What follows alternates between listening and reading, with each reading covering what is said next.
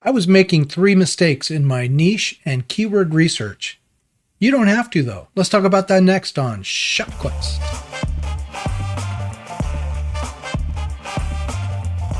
ShopQuest, where we are pursuing financial freedom through online entrepreneurship. Hey there, my name's Kevin.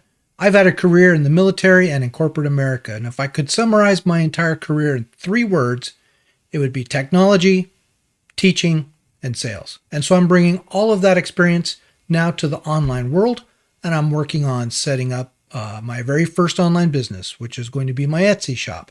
I've got a number of challenges going right now. I'm doing a 100K in 1 year challenge.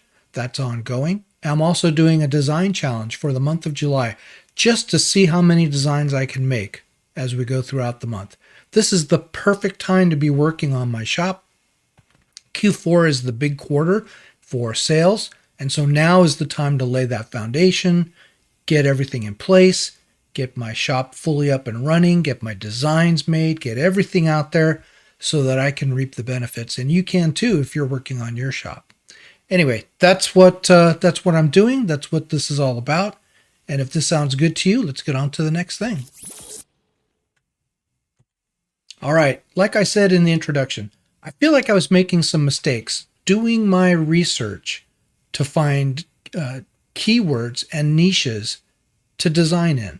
So rather than, hey, I'm just going to tell you, I sat down to make some designs, some things that had been in my mind already that I thought, man, this is gold. This is so funny. This I can put on a t-shirt and I'm going to knock it out of the park. And you know what? The designs, I just don't think they'll sell. I just don't think so. Let me tell you about one of them. I made a design of a bunch of geese flying in a V formation, and it's just very simple. It's just a silhouette, couple of clouds, and a speech bubble coming out of the one in the front. This is a joke I thought of a long time ago. The goose in the front is saying, "Shut up, Sherry. I had to look at your butt for the last 20 miles. And man, did I think that that was funny and that would be great on a t-shirt and it would sell like crazy. I don't think so anymore. I think it's more important to go out and look at what's actually online and validate the niche, make sure that it's strong so that you know that your designs are going to be something that people want to buy. Look, if people who went in the gold rush, who went to California to try to strike it rich, there were those people, very, very, very few who actually found gold and struck it rich. The people who did really well are the ones who sold the shovels and the pickaxes and all that stuff to the prospectors. So that's how I think of what I'm doing. Now, if I had decided that what these prospectors needed was, I don't know, a rake. I decided, yeah, they really need a rake, and I'm absolutely sure they need rakes in order to do this job. So I'm out there selling rakes for these guys who are coming through, looking for shelves. I mean, that's kind of like the design that I was making. It's fun to me. I liked it. I'd wear that t-shirt. I just don't think it would sell. So let's head on over to the other monitor and I'll kind of show you what I'm talking about. All right, so I'm working on this research process kind of deep dive. This is something that I've been putting together. It's probably way overthinking things. Maybe it's helpful to other people. It's helpful to me. So here's what I'll do. This is my high-level view of kind of what's going on. I am an overthinker, and that's coming out clearly here, I think. But I've divided the whole process into 4 distinct phases, the first being the research process, then the design process. I'm not even going to go any further than that. We're just going to stick right here, research and design. And really, there's this back and forth that's going to take place between researching and designing. This is the meat of the matter. This is where the rubber meets the road. This is what I need to be working on. So I worked through this. I kind of came up with this linear interpretation of what I'm trying to do. It's kind of like a factory approach. Start here, go through the process, make sure you got a feedback loop, and this is how it's going to work. And this is all great, and this works, but this is where I think the problem came in, this kind of linear thinking that I was doing. So let me show you what I mean by that. this is the research process expanded. I have it broken down into stages where you sit and brainstorm and the tools you use to do that and what the output of that stage is. So brainstorming is brainstorming, and we're trying to come up with good ideas. Then we go into the keyword research. This is, you may have ideas like I did that you think are great and terrific, and they are, but will they sell? That's the key.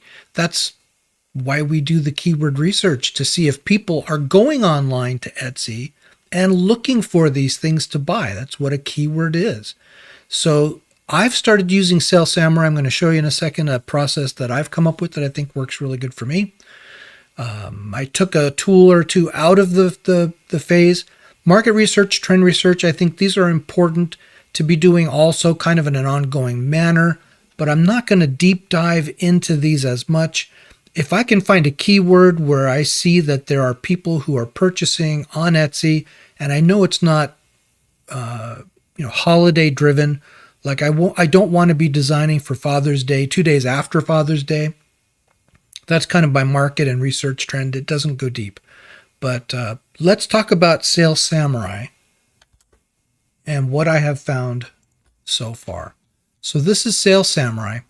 Sales Samurai can be used in two different ways. It can be used as a Chrome extension when you're in Etsy, which is neat and I like, but I'm not going to talk about that today. Today I'm going to talk about this dashboard because it's unique to Sales Samurai. You don't have this in Everbee, and the other tools I really don't know that well yet.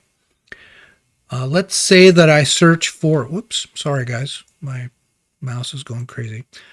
Let's say I'm searching for back to school t-shirts. Very popular this time of year, July.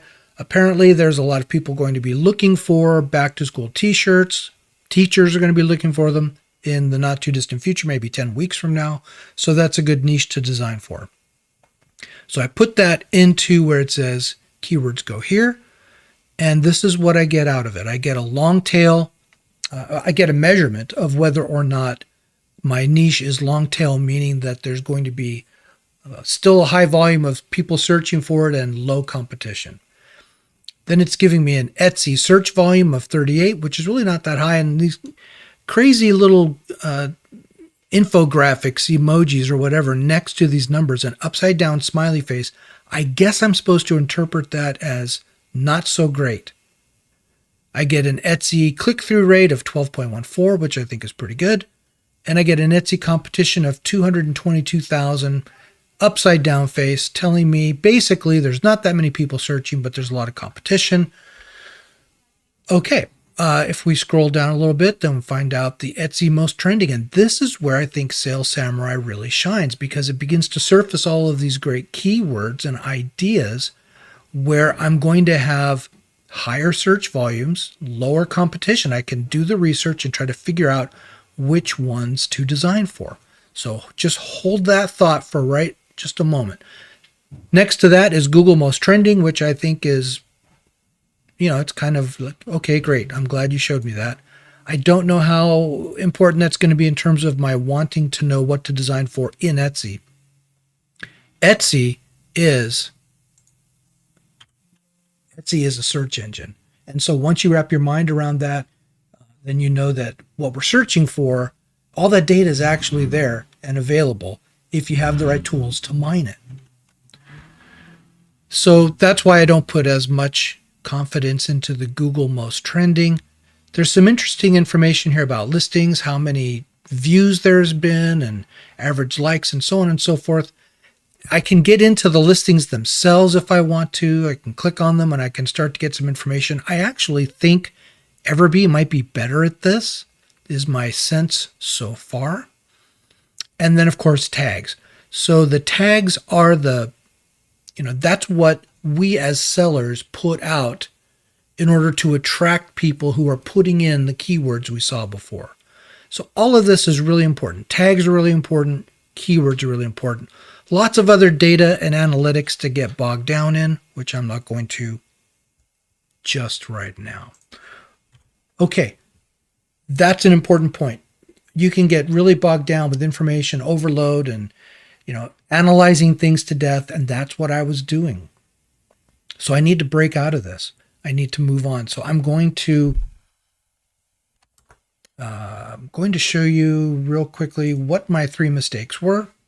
First one, I believe I'm working in series, not in parallel. I need to be working in parallel, meaning that there's an awful lot of stuff that needs to get done. And if I get stuck on one particular task, then I'm going to be using up all my available time and not making any progress. My second mistake that I was making is just overthinking the problem. And I could probably go on and on about this, overthinking the problem, but that would be overthinking the problem. Just suffice it to say I overthink the problem. Third is not recognizing good design ideas when I see them. And I think this is just so critical. There are good design ideas out there. You have some already in your mind that are probably fantastic, if your mind isn't as kind of warped as mine is. You have good ideas. You've got your gut. You've got your instinct. You can go on Etsy. You can search in the niche that you're interested in selling in and see what designs are out there and see what's selling. That's what I hear most people say to do just right off the bat. And that's good advice. That is as far as I'm going to be able to get today. Next time I'll talk more about Sales Samurai and how I'm using it to kind of bust out of this, kind of mistakes that I've been making and how I was able to get the process moving forward. And hopefully you can as well. All right. That's all the time we have for today. I hope you enjoyed. I hope you picked up a few things. Until next time, may your shops be awesome. May your customers be spendy. And most of all, may your spirit be full.